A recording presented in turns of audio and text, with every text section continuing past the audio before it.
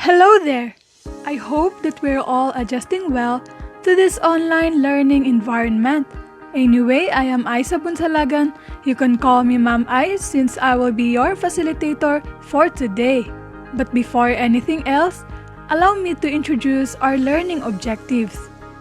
At the end of this session, the students will be able to recognize the 3 strands of desired teaching performance, discuss and synthesize the respective performance indicators of each strand of desired teaching performance, and lastly, follow the principles of personal growth and professional development proficiently.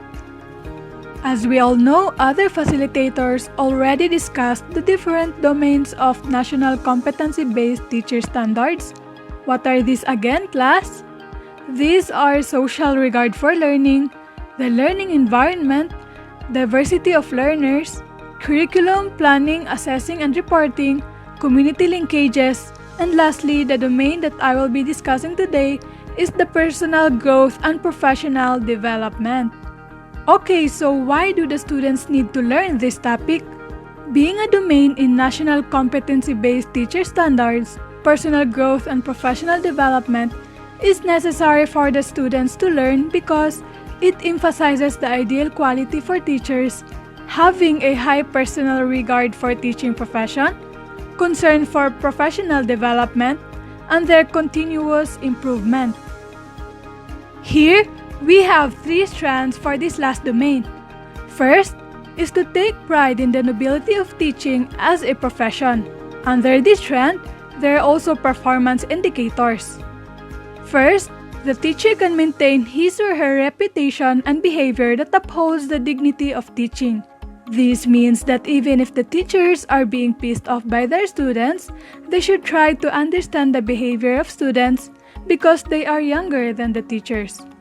Also, teachers should always remember to be professional and matured enough to handle the situation while upholding their dignity. The second performance indicator is that the teachers always allocate time for personal and professional development through number 1, participation in educational seminars and workshops. Of course, as teachers, we should have an experience in attending workshops and seminars because it can address common problems or issues that teaching professionals may face on a regular basis. Guests and other speakers can share their insights and thoughts on how to resolve the problem, which can offer a fresh perspective when dealing with the problem. You may also come up with a new way to handle things or new ideas that you never considered before.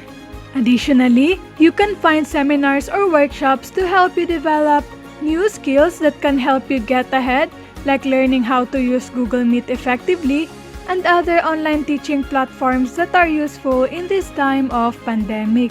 Also, the teacher always allocate time for personal and professional development through number 2, reading educational materials regularly. Reading materials may help the teachers to enhance their comprehension in that particular topic, also to add up new knowledge that can help them to be more knowledgeable when it comes to their students, and perhaps to learn new updates that can make them get along with this new generation. Moreover, the teacher always allocate time for personal and professional development through number 3, engaging in educational research. The key factor in the success of a lesson in determining whether the students actually understand something that matters is the creative ability of the teachers. Our ability to combine theory and practical classroom experience. Theory alone is not effective in teaching, but rather the teacher's knowledge of the subject content and his or her ability to implement new strategies, to develop effective performance tasks, to design appropriate assessment tools, and to address the different learning styles. Little of this can be accomplished if teachers are not knowledgeable of new research and determined to implement it. Another performance indicator is to manifest personal qualities such as enthusiasm, flexibility, and caring. Teachers as we are should be naturally happy and enjoying what we do because It can affect our students if we ourselves are not enthusiastic. In line with this, we should be flexible because someday, when we teach at public schools, we will be an all-around teacher real quick. For instance, even if you are a math major teacher, you will be teaching the students on how to dance and sing, how to speak English, how to take care of the wounds of the students, and even how to clean during Brigada Eskwela. And of course, care for the students is important like what Ma'am Stacy Best did in the movie entitled Beyond the Blackboard. Yes, you're right. We also have to articulate and demonstrate our personal philosophy of teaching. I'm sure that we are all familiar now with our educational philosophy in teaching life. I hope that we will demonstrate this philosophy once we become a teacher soon. After taking pride in the nobility of teaching as a profession, the second strand is to build professional links with colleagues to enrich teaching practice. Under this strand, we have to consider the performance indicator like keeping alongside with recent developments in education. Having professional links with your colleagues will actually help you in regards with current development in education because you have each other's back when you need help. If teachers work in a team, they can delegate tasks according to the personality and expertise of each team member. This type of teamwork contributes to a greater sense of trust and accountability, and it allows teachers to feel confident about contributing their most dynamic skills towards school improvement. Another performance indicator is to link with other institutions and organizations for sharing best practices. When schools and community organizations work together to support learning, everyone benefits. Partnerships can serve to strengthen, support, and even transform individual partners, resulting in improved program quality, more efficient use of resources, and better alignment of goals and curricula.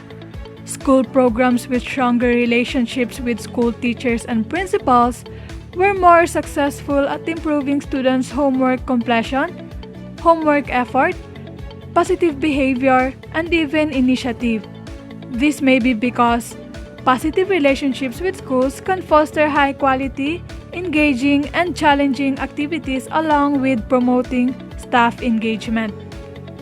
The last trend is to reflect on the extent of the attainment of professional development goals. In this trend, we have to reflect on the quality of our own teaching. In this fast-changing generation, we should always consider the way we teach and even our means of teaching, especially now that we are currently adjusting to this pandemic. Students may criticize our works and performances during online classes. This leads me to another performance indicator, which is to improve your teaching performance based on the feedback from students, peers and superiors, and cooperating teachers. Many students are ranting on social media because they said some teachers are only giving learning materials that aren't even discussed. They are complaining on why is it so stressful when it comes to online class. We, as a future educator, should also consider the feedbacks of students. No? They also have the rights to complain. But not all complaints are valid, remember that. As earlier as now, we try to contemplate on our uttered words because we will also become teachers soon. We will also feel the same way as our teacher feels right now. Apart from this, we are also accountable to learners' achievement and performance. I believe that the success of students is in their hands, but we are also responsible on how they will achieve their dreams and perform effectively. Actually, the minds of learners are not that empty since we have different thinking manners. We just have to assist and guide them along the way of their student life journey. Lastly, we should also evaluate ourselves to recognize and enhance our strengths and correct our weaknesses. Because when you self-assess, you become an active participant in your evaluation. It enables you to honestly assess your strengths and also areas you need to improve. Moreover, self-evaluation serves to increase commitment to goal setting or achievement, competency development, and event planning. At the end of the day, even if you have these qualities and master these strengths and its performance indicators, it will always boil down to your sense of passion. Okay, so that would be all. I hope that everyone learns a lot from this presentation. Thank you for listening.